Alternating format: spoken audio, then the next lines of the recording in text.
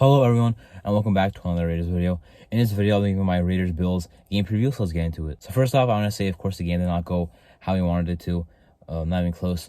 However, the season is not over. Do I think we'll be good this year? No. I still think that we'll win 6 games, the same thing I said before the season started. I had it starting 1-1, winning against the Broncos, losing against the Bills. So this is where I thought we would be. I know people say the Bills are one of the best teams in the league. The Broncos are one of the worst teams in the league, and we barely beat them, by 1 point. So it doesn't make sense because we already know we're not in the top hierarchy of the league, right, or the AFC or both, because we just lost to the Bills, who are very good. So we look at our schedule, we see how hard it is, and it's gonna be hard to beat those tough teams if we can't beat the Bills or come close to beating the Bills. So that's what I'm kind of worried about. We did beat the Broncos, but it was really close. That's where we lie. I think people have to realize that.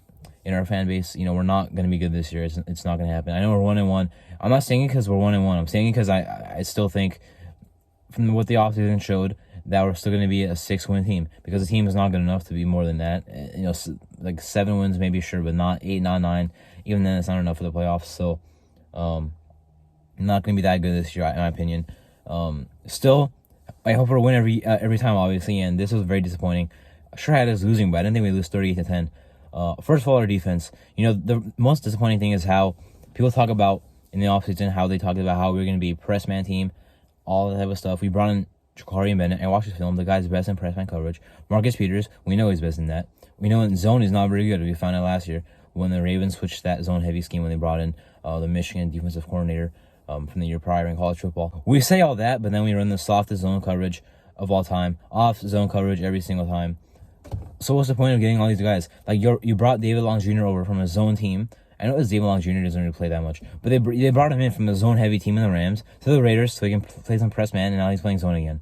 The whole point was that he wasn't a fit with the Rams in zone, and Marcus Peters was not a fit with the Ravens in zone. The last year he was with the Ravens.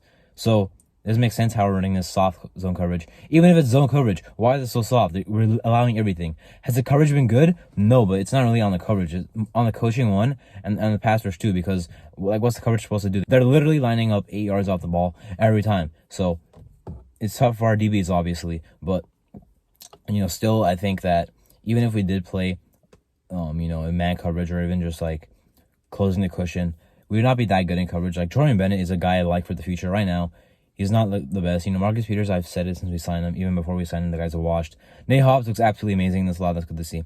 The safeties cannot cover. Marcus Epps, I thought had some nice tackles, some nice hits.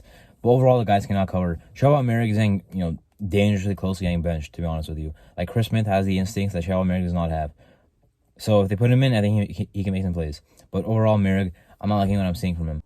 The linebackers have looked very good, though. Both got a sack in this game. Spillane was more of a, we kind of got lucky that counted. He just ran Josh Allen out of bounds at the line of scrimmage. But Von Diablo was on a blitz. That worked out pretty well. They've also played their run well enough, at least for their end. The run defense is not that good so far, but that's mostly because of the D-line. Like, the linebackers are making plays, but that's after the running back. It's a solid gain already.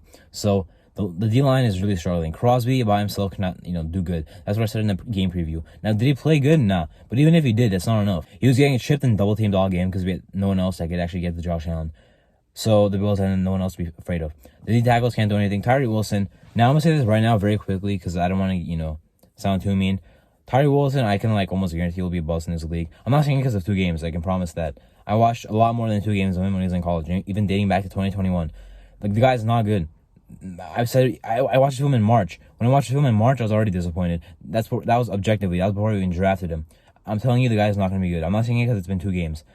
That's not what I'm saying. I'm not trying to make an overreaction. I'm saying it because of the multiple games I sat down and watched of Wilson in college. And he certainly did not do anything this game, and I won't see him having a big impact going to, the rest of the year. Of course, the plan with him kind of got ruined when Chandler Jones did his thing. But Jalen Carter, Christian Gonzalez. If it wasn't Jalen Carter, why was it not Christian Gonzalez? I don't know. Regardless, that's not going to be a good thing in the future for us, in my opinion. He could still be good. I hope he is. Hope I'm wrong. Anyway, the rest of the D-line is not doing anything. The D-tackles are not doing a single thing. I was pretty high on Aaron Butler. He hasn't done much. John Jenkins as a run defender, like, primarily and only as a run defender, I thought, but he didn't do much. Has not been doing much. Isaac Rochelle honestly showed a nice burst, but that's not enough. And no one else is doing anything. Ball Nichols still looks average. Below average, actually. Nessa J still is not playing. Byron Young got a lot more play time. I like to see that. Overall, defense did not look good at all. they allowed 40 minutes of possession for the Bills. I mean, the offense played a role in that as well. I think Patrick Graham might be on his way out before the season ends. Not for a while, but before the season ends, I could see him getting fired, and also Trayvon Merritt getting benched. Now for the offense, disappointing. Now, I did see some plays on film where Hunter Renfrow was open. So I'm not going to say we should have used Renfrow more. We should have used Renfrow more because the guy was actually out there running his routes. And Garoppolo didn't throw it to him. He ran the same route twice and got open on it on plays that he did not get the ball. So he can't get the ball. Like, Garoppolo has to look for him. And he will actually get the ball. And he would have, let's say, 3 catches for 60 yards if he caught those. And no one would be saying that, right? Like, that's an okay game for Renfrow.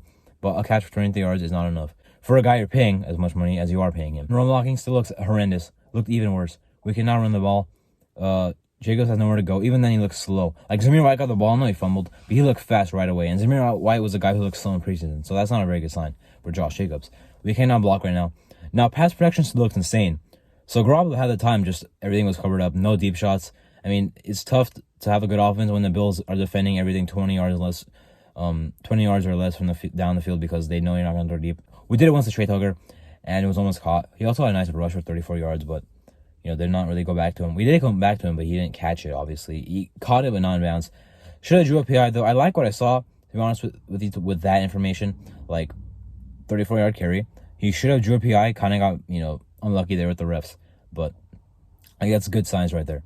Hope he continues to play down the road. Even with Jacoby Myers back, because, I would like to see that. Offense has to be better, of course. Had the pass protection, just didn't find guys downfield. Like, we had time. Of course, getting down in the downs was not very good, being third and long, whatever the case may be. Also, needs to use the tight ends more. In 2 games, our tight ends have 4 catches combined. Michael Mayer has 1 catch, and Austin Hooper has 3. So, gotta do more with the tight ends, honestly. It's just Devontae, and in the Broncos game, it was a nice blend of Jacoby and Devontae. But that's not enough. Even in the Denver game, we saw that was not enough. So if you run the ball, sure, but we still have to pass the ball more effectively. Michael Mayer's here. He might not be able to block well now, but we see he can catch. We saw in his only reception, he caught a contested ball in traffic. Not in traffic, but got hit as he was catching it. I know it was only 2 yards, but when I saw that play, I'm like, okay, he made a catch through contact. So, he can do that. That's what he's been doing all his college career. So, use him more. Austin Hooper, I thought can also be, solid tight end. I think he's been that pretty much.